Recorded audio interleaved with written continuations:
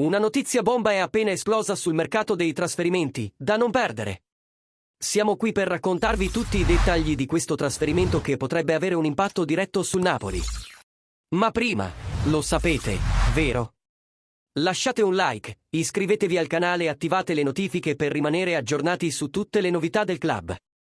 Ora, senza ulteriori indugi, andiamo al sodo. Il Napoli non ha ancora rinunciato a Karim Adeyemi. Secondo l'esperto di mercato Niccolò Ceccarini, l'attaccante del Borussia Dortmund è ancora nel mirino del Napoli dopo il tentativo fallito di gennaio. All'epoca il giocatore era considerato il sostituto ideale di Kvaratskhelia, passato al PSG. Ma i costi elevati hanno impedito di concludere l'affare. Tuttavia, il club potrebbe riprendere le trattative nella finestra estiva. Ma il Napoli non è solo in questa disputa. Anche la Juventus sta monitorando Adeyemi e potrebbe fare un tentativo, a seconda delle sue prestazioni nel finale di stagione.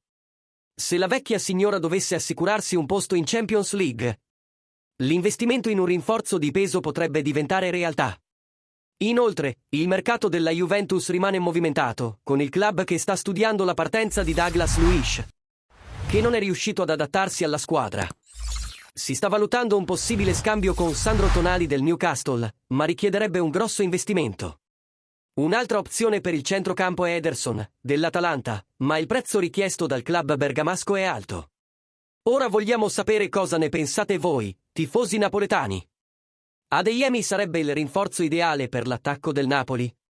O il club dovrebbe cercare un'altra alternativa per sostituire Kvaratskhelia? Lasciate un commento e partecipate alla discussione.